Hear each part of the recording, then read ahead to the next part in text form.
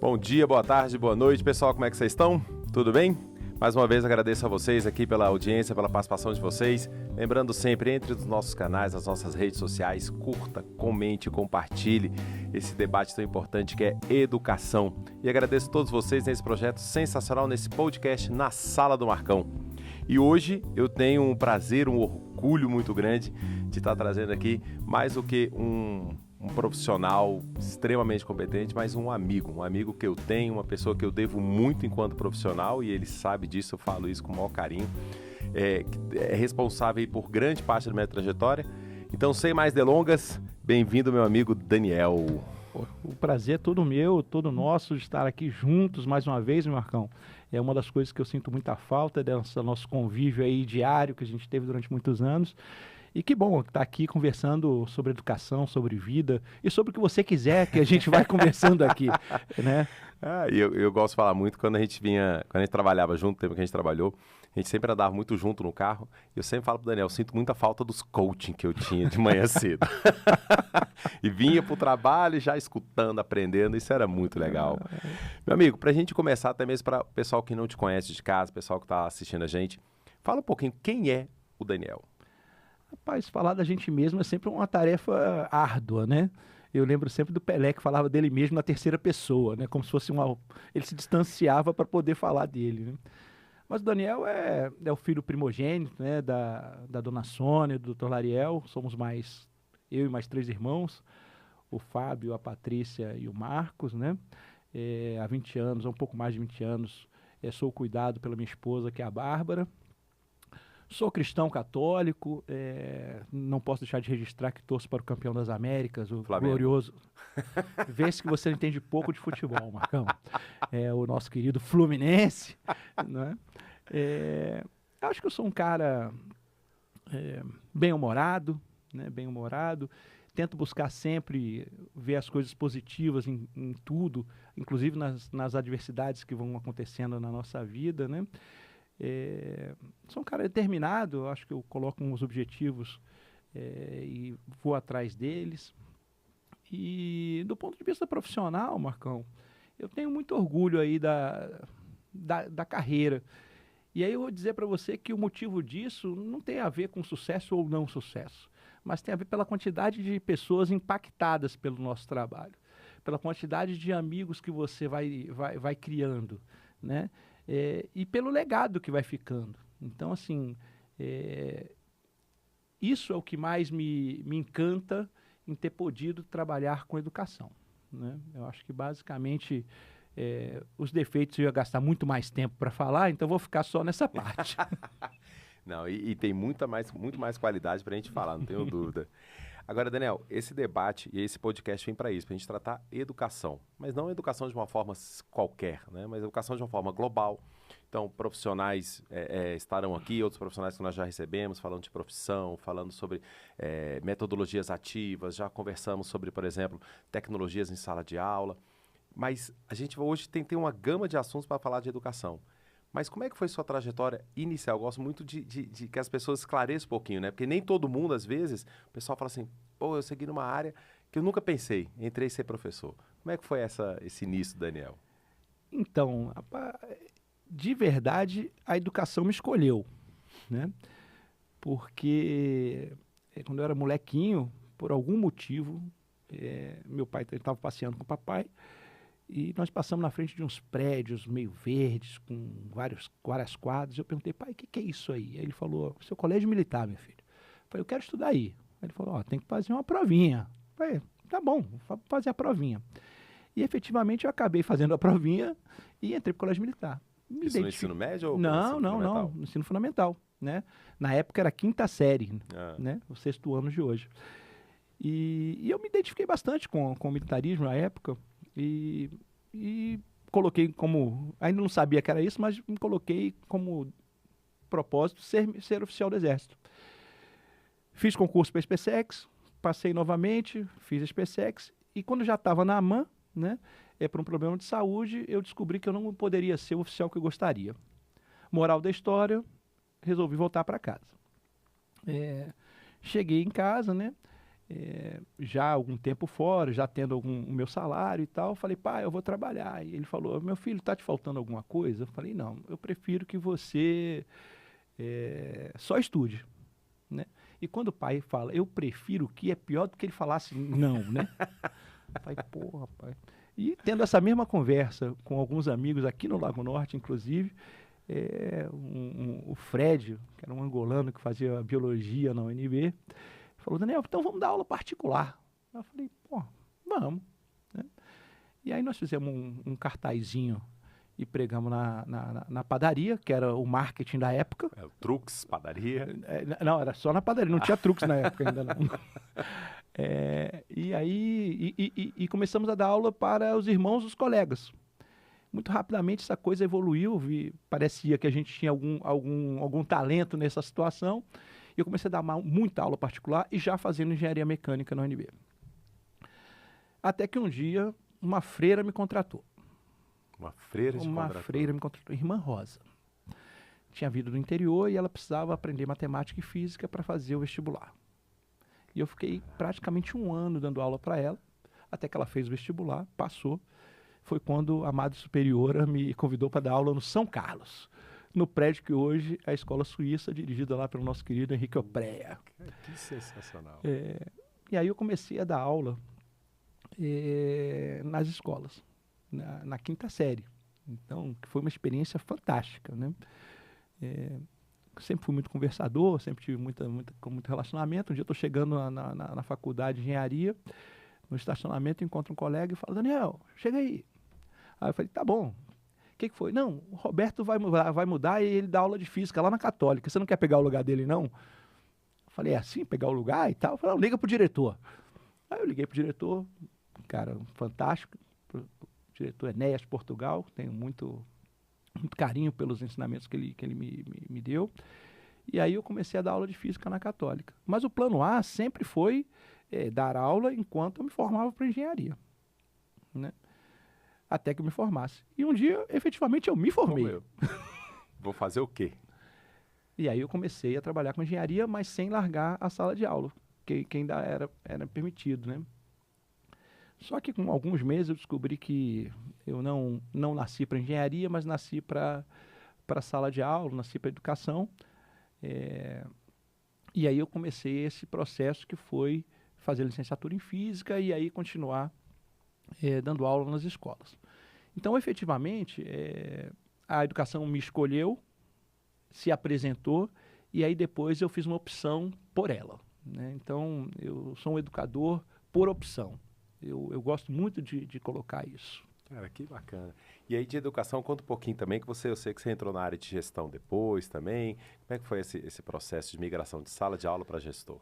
Então, e aí eu comecei a dar aula em várias escolas, Sigma, Católica, Escola das Nações, até que chegou um professor Batista, Batista. Né? Exatamente, deixa um abraço aqui grande para ele, com a ideia de vamos montar um cursinho.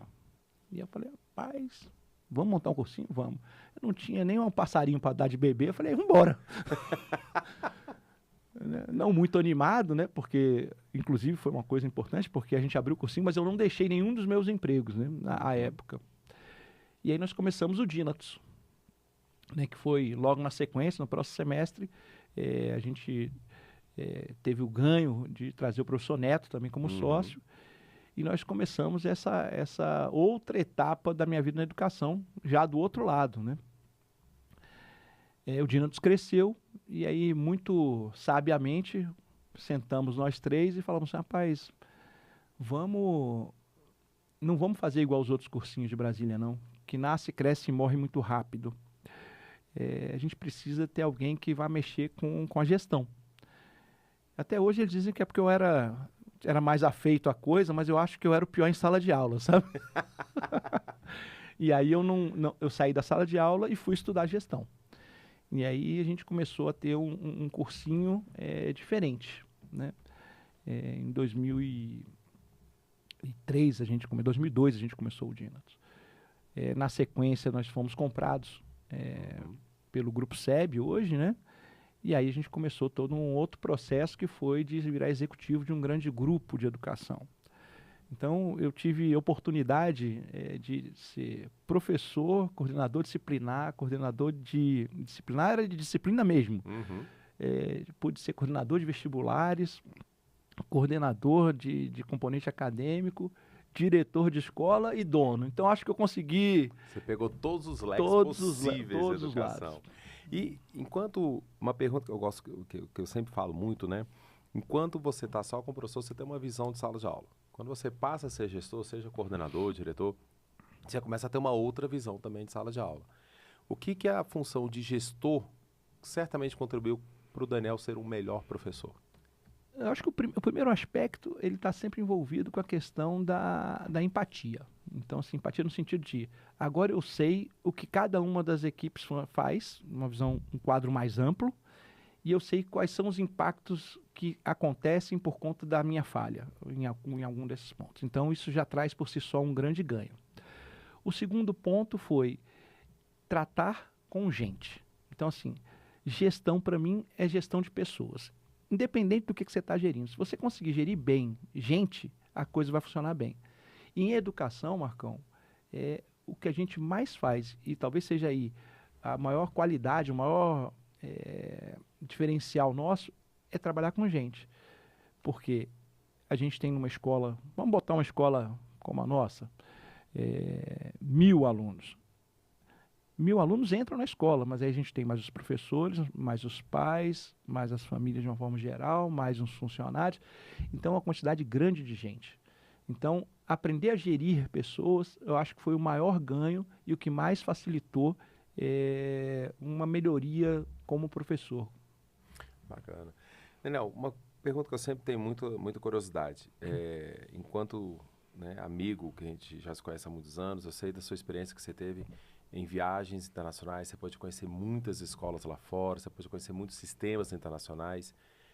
Hoje, qual é a diferença principal, as principais diferenças entre o sistema hoje brasileiro para lá fora? O que você acha que lá fora a gente poderia ter aqui dentro ou que não poderia? Qual é a sua visão hoje do sistema? Então, essa é uma pergunta muito complexa, porque eu tive oportunidade aí na minha trajetória de conhecer escolas na América, na Europa, na Ásia e na Oceania. Eu só não fui em escola na África. Uhum. E quando a gente pega e fala assim, vamos falar do sistema educacional coreano. Porque evoluiu muito e tal. É muito pouco replicável no Brasil. Porque a cultura é muito diferente. Uhum. Tem coisas legais lá, tem coisas muito legais. Né? O uso da tecnologia está praticamente igualado. Né? Mas a relação aluno-professor lá é muito diferente. Que beira o medo. Eu tive uma reunião com o ministro da Educação lá. E eu perguntei, olha, não existe sistema perfeito. Qual que é a maior dificuldade que vocês têm hoje aqui? E a resposta dele foi muito rápida, muito precisa e direta. Nossos alunos não são felizes. Eu acho que é um preço muito elevado para a educação. Lá, para você ter uma ideia, foi proibida que as escolas fizessem aula particular das 10 às 7 da manhã. Então, existe uma cultura que não... Então, eu vi muita coisa legal lá, mas nada que fosse muito aplicável aqui. Do ponto de vista do professor, eu achei... Aí tem um monte de coisa bacana. Então, primeiro ponto importante, o respeito que eles têm pelo professor, que a sociedade tem pelo professor, é enorme. Mas isso não está refletido diretamente no salário. Não são as pessoas que ganham melhor na Coreia, são os professores. Mas eles são, talvez, os mais respeitados ou um dos mais respeitados. Uhum. Mas quando o professor chega na escola, ele tem um tutor. Um professor mais antigo que toma conta dele. Segundo, para o professor evoluir na carreira, e aí já existe uma carreira de professores, ele precisa estudar e ele precisa trazer resultados. Cursos de aperfeiçoamento, mestrado e por aí vai. Sabe? Então, essas coisas eu acho que facilitam muito com que o sistema educacional funcione bem. Né? O lugar que mais me impactou foi a Nova Zelândia e a Austrália. Porque lá eu vi uma educação que, se alguém me contasse, eu ia falar que é impossível. Que é uma educação onde eu vi escolas que não tem sala de aula, não tem aula, não tem prova. E como é que isso funciona? E como é que isso funciona? E aí vem uma coisa que a gente fala muito e tem muita dificuldade de fazer no Brasil. Isso vem com a autonomia do aluno. Então, a escola ela é feita de grandes espaços de estudo. Em uma mesa como essa que nós estamos aqui, às vezes você vai encontrar 4 ou 5 alunos, cada um de uma série diferente. O próprio aluno faz o seu horário de estudo, ele é validado pelo professor. O professor ele para de ter aquele papel de transmissor do conhecimento, ele passa a ser um gestor de alunos, né? Eles separam espaços na escola e, dependendo do seu nível de desenvolvimento, você pode ir mais para longe de onde estão os professores, e se você tem mais dificuldade, você vai ficando mais perto dos professores, né? Os alunos se ajudam e o que eles têm são workshops. Então, de tempos em tempos, o professor faz um workshop, ele dá uma linha geral do que ele vai aprender e vai deixar o aluno aprender. E aí ele vai fazendo um trabalho de personalização do ensino. E aí a gente acaba com uma coisa que eu acho que é muito complexo, porque, por exemplo, no Brasil, quando a gente termina o ano, a gente parte do pressuposto que todo mundo que foi aprovado, ele sabe a mesma coisa. Uhum. E a gente começa o outro ano falando, olha, todo mundo que está nessa sala sabe tudo para trás porque vocês passaram, que não é uma verdade. Uhum. E a gente espera que ao final desse novo ano, eles cheguem de novo todo mundo no mesmo lugar.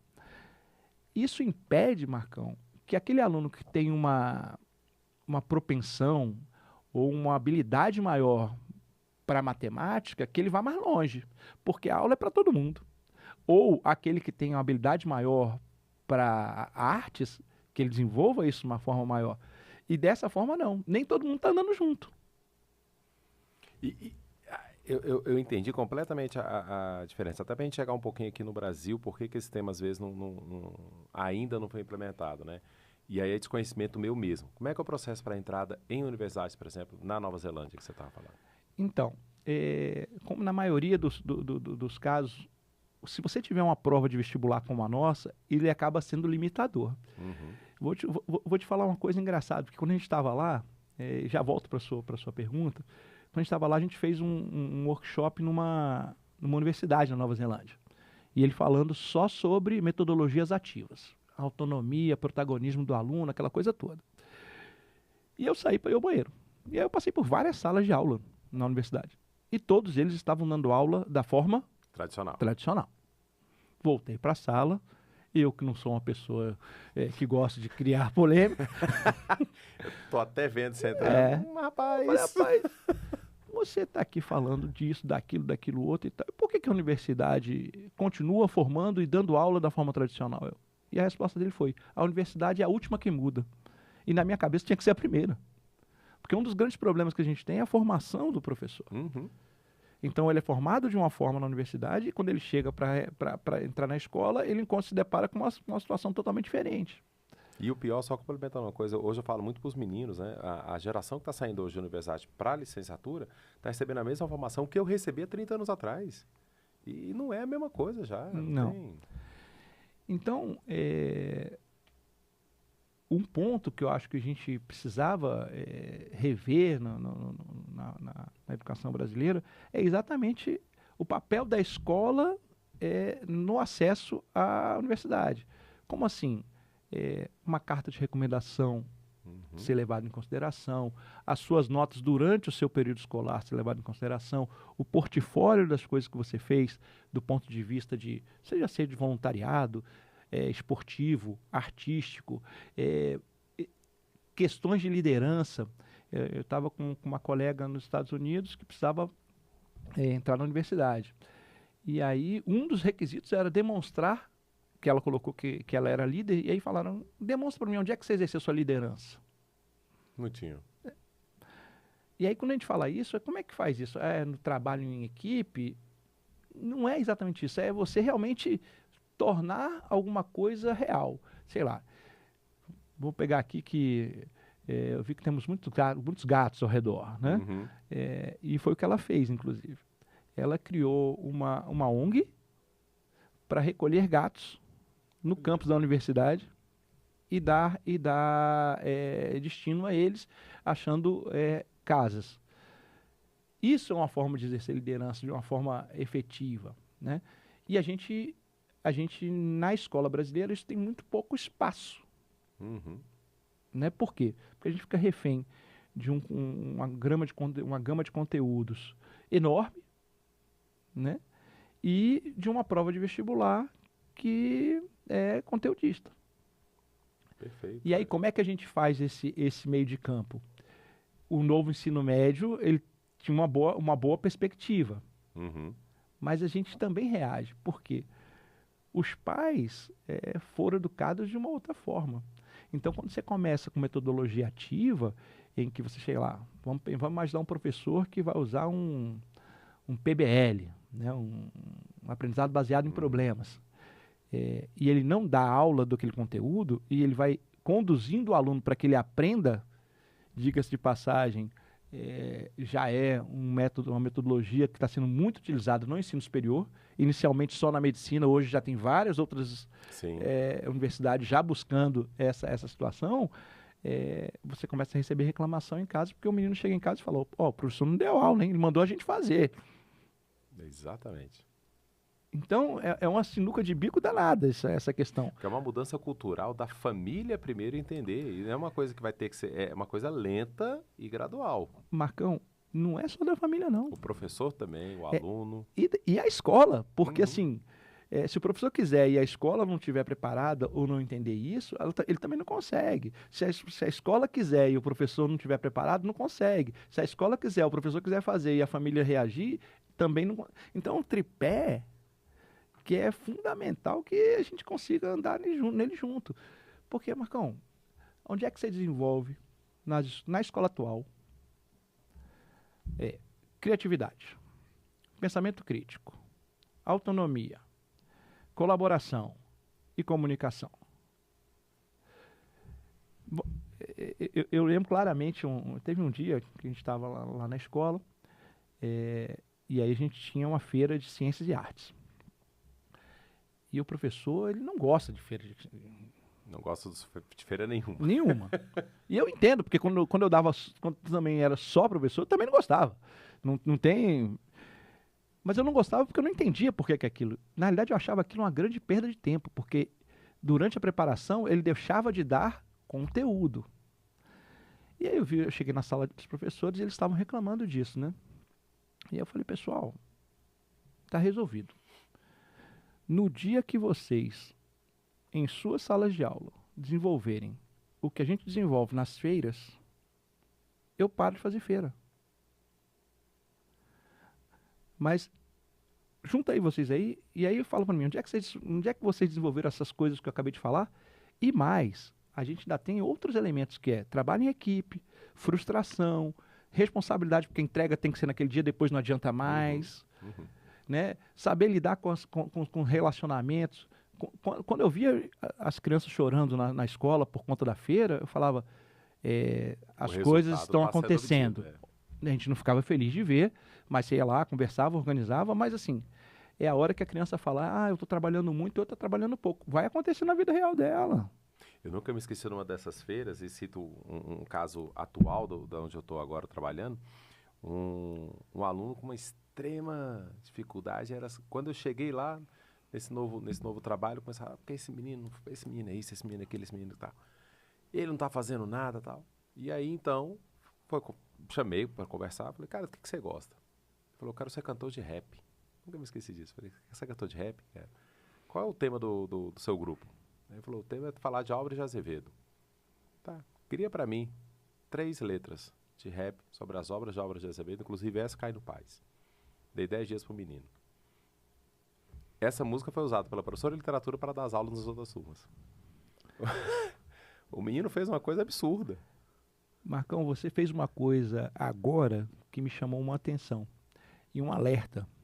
Que a gente já conversou sobre isso, né? Em alguns dos nossas conversas nos coaching. Isso, do carro. Nós ainda estamos muito arraigados à ideia de que o aluno faz é para a prova. Uhum.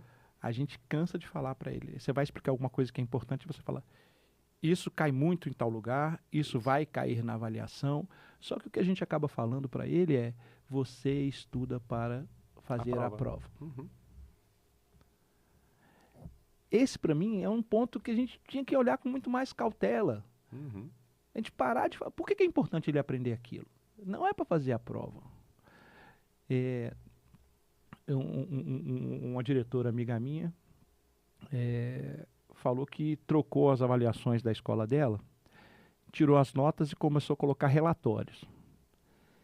Diz que foi uma rebelião dos pais. Olha aí. Por quê, Marcão? Ele aprendeu ou não aprendeu? O que aprendeu se ele tirou 9, 10, ele aprendeu. Se ele tirou 5, 6, não aprendeu. Você foi no ponto certo. Primeiro, o pai tem preguiça de ler. Uhum. Segundo, ao ler um relatório, ele tem coisas a serem feitas por eles. Uhum. E segundo, ele não consegue fazer aquela comparação simples. Se o menino estava com 7, foi para 8, ele melhorou. Se ele estava com 7, foi para 5, ele piorou. Se ele está com 9, está tudo bem. Uhum. Só que aí, de novo, ele elogia a nota, ele não quer saber qual foi o esforço que está por trás daquilo. E eu estou falando os pais, mas pais, professores, escola, todo mundo. Sim. Então, o foco não pode ser o ensino para a prova. O foco não pode ser o ensino para o vestibular, na minha cabeça. A gente tinha que ter uma situação muito mais ampla em relação a isso. Você vai lembrar da vez que eu entrei em sala e falei, ó, o negócio é o seguinte, nós vamos ter aí uma situação e eu quero que vocês façam uma manifestação artística explicando uma das leis de Newton, ou as 3. Aí eles, mas primeira pergunta que o aluno faz, sempre que você pede alguma coisa para ela... uma manifestação artística. Não, a primeira pergunta é sempre a mesma, Marcão. Vale quanto? Ah, agora você foi no ponto. Vale quanto? Quanto vale? Eu falei, nada. Cara, foi um silêncio do tipo assim, todo mundo falou, ninguém vai fazer. Uhum. Eu falei, pessoal, isso aqui é para vocês desenvolverem criatividade, comunicação, se divertirem. Tá? Então, assim, pode até ser que vale alguma coisa, mas eu não quero que vocês façam a manifestação artística por conta da nota. Se não quiser fazer, não tem problema nenhum. Tá certo? E aí vieram poesias, vieram músicas, vieram experimentos, vieram cartoons, tirinhas, cara, as coisas mais diversas e muito legais, que eu tenho guardado até hoje porque eu achei muito bacana. Então, assim, é possível a gente desenvolver essas coisas em sala de aula e é possível que os meninos façam coisas que não sejam motivados exclusivamente pela nota. Agora, a gente também tem que parar de criar expectativas de que, tá vendo, ninguém fez. Cara, começa com 5 que fizeram, 6. Isso é uma cultura que você vai enraizando. Eu penso assim, né? A escola, ela está mudando, mas ela muda devagar. E a gente está tendo um mundo que está mudando rápido. Essa diferença de velocidade entre elas vai ser um problema, já é um problema, mas está ficando cada vez mais evidente. Você sabe muito bem que eu sempre fui favorável ao uso do celular em sala de aula. Uhum. E hoje eu já não sou tão assertivo em relação a isso. Porque eu acho que a gente está perdendo algumas habilidades analógicas, vamos dizer assim. Perfeito. Então, eu acho que a gente tem que usar o celular em horas-chave, né? Você vai lembrar também que, como diretor, eu sempre tentava fazer primeiro para ver se era possível, e era uma reclamação muito grande dos professores, a disputa entre eles e o celular, né? E eu falei, cara, não adianta proibir, porque você vai lutar contra a maré. Você pode ganhar nos primeiros minutos, mas no final ela é constante, ela vai te ganhar. Uhum. Então, tenta convencer o jovem de que, assim, você pode usar o celular, mas só se for necessário. Se você ficar com o seu celular no bolso, na mão, em cima da mesa, a cada notificação que você tiver, se você for uma pessoa normal, a sua atenção já está dividida, por mais que você não olhe para ele. Mas você está querendo olhar, é importante, é alguém que eu queria que houvesse, é divertido, sei lá.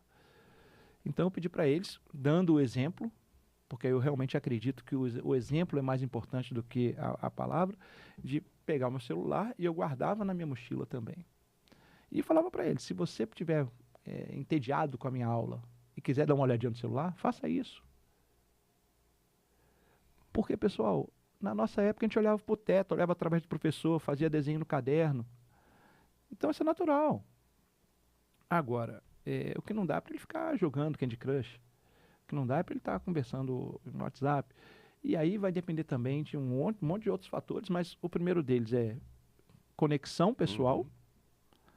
O segundo deles, na minha cabeça, é a qualidade da tua aula, né? E o nível de respeito que eles têm por você e você tem por eles. Eles são muito sensíveis a isso. E eu acho que tem outro fator que você colocou muito bem, né? Se uma aula que você está dando, de repente você tem aí muitos no celular o tempo todo, não está atraindo. Então, não estou falando que a aula é ruim, não. Mas é aquela coisa que você perguntou. E será que eles entenderam qual o objetivo daquilo ali? Não é para fazer uma prova só. Qual o objetivo daquilo para a vida do cara? Eu sei que muitas vezes a gente para, isso é uma dúvida que eu até queria te perguntar. Por exemplo, na física, você para uma pessoa e fala assim, ó, vou dar aqui uma aula de, sei lá, gravitação universal. A gente sabe que a gravidade, tudo tem muita importância, mas como que a gente consegue botar na cabeça do menino que não seja só para uma prova? Como é que a gente começa a trabalhar isso? Eu acredito que algumas disciplinas é mais fácil e outras são mais difíceis. Na física eu acho que é extremamente fácil, porque você consegue fazer paralelos com a vida cotidiana dele, você consegue criar a curiosidade de um aluno. Um ponto que eu acho muito importante, e eu acho que é uma aula muito mais difícil de dar, né, é você começar a aula a partir do conhecimento do aluno. Então, com perguntas. E a partir dessas perguntas, de repente, colocando eles mesmos para responderem. Exemplo, sei lá, vamos pegar aí o uso da inteligência artificial. Cara, por que eu não ensino os meninos a fazerem perguntas? Então, vamos pegar um exemplo aqui. Por que a batata cozinha mais rápido na panela de pressão? Então, eu vou chegar com essa pergunta na sala de aula. Falar, pessoal, pesquisem, achem a resposta. Pode juntar em grupos ou individualmente e tal. E depois pede para eles responderem. Depois que alguém responder, você pede, o cara vai querer. Naturalmente, um vai querer complementar. Às vezes vai precisar de intervenção do professor para corrigir algum conceito. Mas por que não? Em vez de você chegar lá e vai falar, olha, a pressão influencia no ponto de ebulição da água. Quanto maior a pressão, maior o ponto de ebulição da água. Por isso, quando eu tampo a panela de pressão, aquele espaço, eu não vou explicar isso aqui tudo, tá? Vai ficar cheio de moléculas e aí fica mais difícil, eu preciso de mais energia, a temperatura da água sobe, e aí eu vou cozinhar a batata a 120, 130 graus ao invés de 98. Isso aí vai passar na vida dele. Entendi. Tem um aspecto, Marcão, que eu acho que é muito importante e que envolve uma questão cultural. Neurociência. Nós precisamos estudar um pouco mais disso. Nós, professores, precisamos estudar um pouco mais disso. Mas ele fala o seguinte, por que os alunos estão tendo mais dificuldade de reter conhecimento? E aí todo mundo fala, porque eles têm muita informação, o filtro é pequeno. E um dos aspectos está ligado a exatamente isso. Quando a gente está no dia a dia, são milhões de informações que chegam na nossa cabeça. O que fica e o que sai? Quem define isso? O cérebro. Quando? À noite. Durante o sono. Então, durante o sono, ele vai pegando as coisas que ele vai descobrindo. Ó, isso aqui fica na minha memória de curto prazo, isso aqui vai na minha memória de longo prazo. Só que as nossas crianças estão cada vez dormindo menos e dormindo pior, prejudicando esse processo de o que é importante e o que não é importante. Mas como é que o cérebro faz essa distinção entre uma coisa e outra? Então, algumas coisas ele usa, né? Alguns parâmetros. Sim. O primeiro parâmetro é, se eu vi uma determinada informação uma vez, ela tem uma relevância.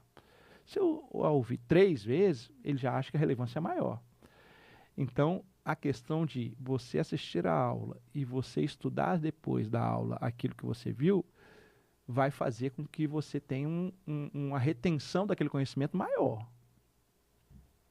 E aí vem a importância da revisão, do dever de casa e por aí vai. que a gente tem uma dificuldade enorme do aluno fazer. Perfeito, perfeito. A segunda coisa que ele faz é a relevância por conta do impacto emocional que aquela informação teve em você. Seja de alegria, de medo, de surpresa, qualquer uma. Por isso que o professor que conta a história, qualquer história, aquela informação fica guardada durante anos. Eu vou lembrar o nosso glorioso Barbosinha, que foi meu aluno lá nos anos 1995, por aí, me contou. Daniel, não lembro uma vez que você chegou na sala de aula e falou, vocês não notaram nada? E aí a pessoa falou, não. Eu falei, eu não estou mais forte, comecei a natação ontem. Uma bobeira, mas causou algum impacto emocional nele que isso ficou guardado. Então, se o professor chega lá e transfere conhecimento de uma forma normal, a tendência é que essa coisa acabe não sendo fixada. E o terceiro aspecto, que também está mostrado que é enorme, é que o esporte, a atividade física, ela aumenta muito a capacidade neural. Sim.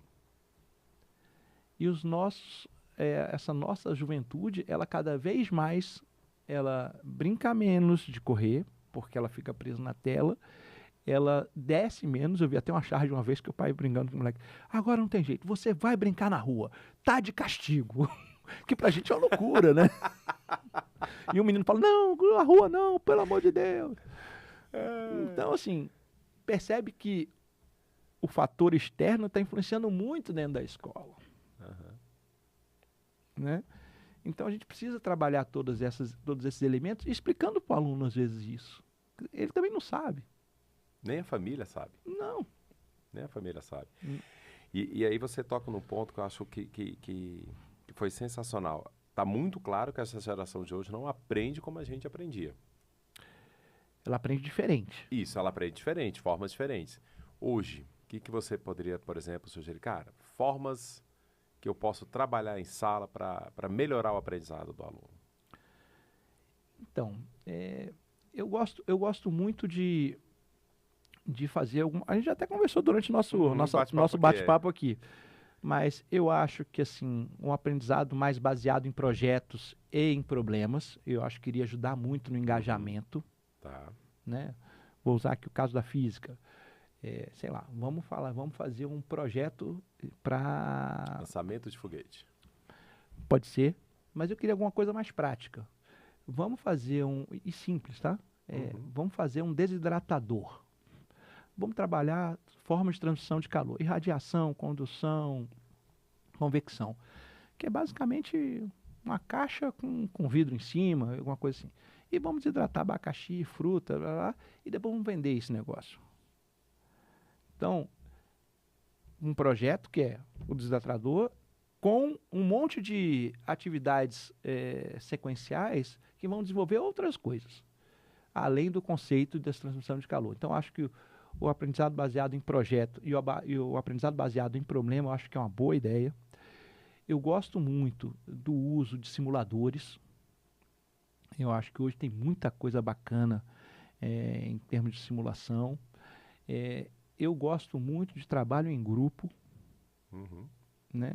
E pode até misturar uma coisa com a outra, o projeto ser de um determinado grupo, porque no grupo você consegue, inclusive, dividir tarefas de forma a cada um ficar habilidade específica. Então, por exemplo, no caso aí do desidratador, alguém pode ficar, o pessoal que gosta mais da humanidade vai fazer o processo de marketing, o pessoal que gosta mais do português vai escrever os anúncios publicitários, o pessoal que é mais da TI vai criar algum tipo de e-commerce, e aí você consegue fazer um monte de coisa dentro de um projeto só.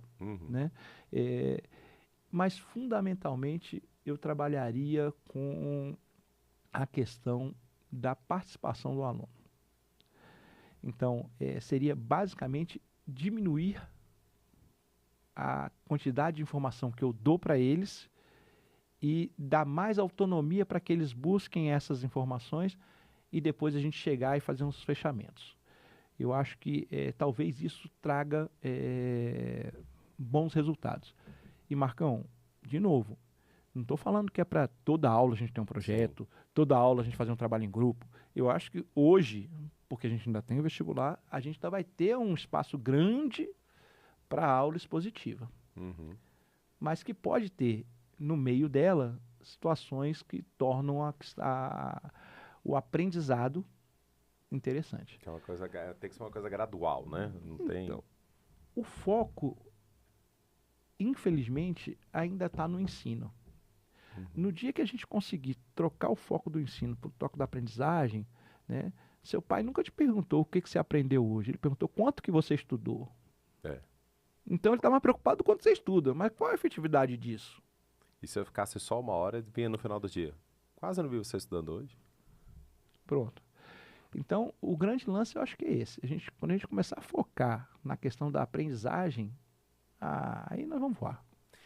Meu amigo, muitas coisas com o novo ensino médio vieram e você me conhece, na época que começou isso, eu fui um dos caras que fui resistente demais ao negócio do novo ensino médio e hoje eu vejo como isso é importante, sim, na carreira do menino. Mas eu queria que você desse, na sua experiência, qual que é a importância hoje do chamado projeto de vida do socioemocional? Rapaz, é total. É total. Porque nós estamos numa situação hoje que existe uma ansiedade generalizada na sociedade. E aí eu não estou falando só dos nossos alunos, não. Acho que é uma coisa muito mais generalizada. E para os alunos de ensino médio, me parece que isso fica mais severo. Porque eles acabam caindo numa coisa que chama vazio existencial.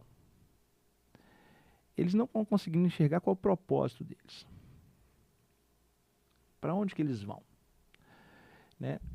E nesse momento, a gente ter um espaço na escola que vai tratar essas situações, ela vai ajudar em todo o resto. Né? Então, o projeto de vida, projeto de carreira, falar sobre essas questões que trazem angústia para essa geração, hoje ela é inevitável e muito difícil de fazer. E uma grande lacuna de oportunidade para os profissionais da área de educação. Porque pouca gente consegue dominar isso. Porque esse é o tipo de disciplina que você precisa ter conexão com o aluno. Perfeito. Não adianta você ter um projeto com X, Y, Z, desenhadinho, o que você vai fazer. O aluno ele precisa olhar para você e falar, cara, esse cara consegue me ajudar, esse cara entende o que eu estou falando. Esse cara consegue ter empatia por mim. Excelente. Né? E é isso. E eu acho que esse projeto de vida, esse projeto socioemocional, ele acaba tendo que as escolas também, que é uma das coisas que eu gostaria de conversar contigo um pouquinho depois também, sobre a importância do chamado projeto da individualização do aluno. Aí você falou, acho que o projeto de vida socioemocional permite aos professores da escola trabalhar o aluno também de forma individual. Então, Marco, quando você fala individual, eu arrepio aqui na espinha. Porque eu acho praticamente impossível você individualizar a educação, no sentido de fazer um olhar um a um. E nem acho que seja bom. Agora, se você fala na personalização do aluno, aí eu acho que, cara, é a tendência global hoje. Isso. Né? Parar de encarar a turma como sendo um pacote homogêneo e começar a dar a atenção às particularidades desse aluno. Então, quando a gente fala de personalização da educação, falar, nós vamos desenvolver um plano de estudo que vai levar em consideração a individualidade do aluno. Perfeito. Não ele individualmente, Sim. mas a individualidade dele. E olha quão difícil é isso. Apesar de hoje já ter um monte de ferramenta que permita, tá? Mas a gente precisava fazer uma coisa, que aí a escola vai ter dificuldade. A gente precisa dar tempo para o professor, tempo remunerado, para ele, por exemplo, analisar dados. A gente precisa criar os dados, e criar os dados a gente faz. Mas depois, como é que o professor faz para ele olhar esses dados e depois fazer alguma coisa que atenda, transforma aquele dado em informação e aquela informação em ação. Exemplo, sei lá, você fez um dever de casa e o sistema te mostrou que 90% da turma marcou A e a resposta era C. Tá? Isso fala para mim que esse é o pior caso, porque além deles não saberem, de alguma forma eles acham errado. Então eles têm um conceito errado. Então você tem que voltar. Uhum. Quantos professores você acha que conseguiria fazer isso? Analisar isso e tomar a iniciativa de voltar para refazer aquele conteúdo, aquele conceito, para aí a gente andar bem. Com o sistema hoje, nenhum. Nenhum. Então, assim, o uso de plataformas adaptativas hoje, eu acho que pode facilitar muito isso. E aí, não sei se você quer explicar a plataforma adaptativa, o que é que eu faço. Mas são sistemas que usam inteligência artificial e, de acordo com os seus erros ou os seus acertos, ele vai aumentando o nível de dificuldade das questões ou vai te sugerindo ações para você melhorar isso e retomar para os exercícios. Leia o capítulo tal, escute o podcast tal, retome o conceito tal, depois volta de novo. Isso já é uma forma de personalização e é bastante interessante. Um outro aspecto é a gente trabalhar em grupos, que você pode também separar esses grupos, não só do ponto de vista de facilidade no conteúdo, mas também do ponto de vista de interesses. Uhum. Isso também é uma forma de personalização da educação. Isso a gente não consegue ainda, né? Com o novo ensino médio, talvez, não se sabe como é que vai ficar, mas é a questão da flexibilização do currículo. Uhum. Então, assim, nem todo mundo tem que fazer a mesma coisa. Todo mundo tem que ter um mínimo. Perfeito. Mas se eu tenho mais habilidade em uma área, eu vou fazer mais dessa área, que é o que acontece nos Estados Unidos. Uhum. Lá você você direciona de acordo com o que você quer, a sua habilidade. Perfeito. E um outro elemento que eu acho que esse aí é possível para todo mundo, mas eu só vi ser muito eficiente em um lugar na minha vida, que chama Dynatos, quando eu era cursinho só, que é o pós-aula. Perfeito. Então, pós-aula muito forte, ou seja, a aula pode ser até mais ou menos igual para todo mundo, mas no período contrário, agora a gente consegue trabalhar as particularidades de cada um, né? Junto com esse pós-aula forte, vem a ideia da mentoria ou do tutor. Sabe? Então, se você conseguir juntar isso aí tudo, você tem um ensino de uma personalização bastante interessante. Só que isso é caro. Sim. Como você me conhece muito bem, até falo aqui pro pessoal, na verdade não era individualização, mas eu sempre vou no caminho. O Daniel me conhece, eu vou na direção certa, mas eu erro o finalzinho lá. Não, tá bom. Você tá indo bem, mano. Eu tô indo bem. Meu querido, pra gente começar a fechar o nosso bate-papo, o que você diria hoje para um jovem que chega e fala assim, quero ser professor? Mas eu falaria para ele, parabéns. Vá fundo, que você tem aí uma quantidade de oportunidades enorme. É uma profissão extremamente bonita, mas com um retorno gigantesco. Não sei se agora eu estou com esse sentimento, porque você vai ficando velho, o professor ele começa a colher esses frutos mais tarde, né? Uhum. Então, eu diria para ele que ele invista bastante nessa carreira, que ele escute todos os feedbacks que ele puder da vida dele, positivos ou negativos. Eu acho que essa é uma coisa que eu podia ter feito melhor na minha carreira. Em algum momento eu fui muito reativo aos feedbacks negativos que eu recebia. Diria para ele que é uma profissão que pode lhe remunerar muito bem, Marcão. Eu diria que, assim, fazendo conta de padaria, né? Eu acho que hoje, com alguma facilidade, você encontra horas-aula aí entre 50 e 60 reais no ensino médio em Brasília. Eu tenho conhecimento de escolas que pagam mais de 100.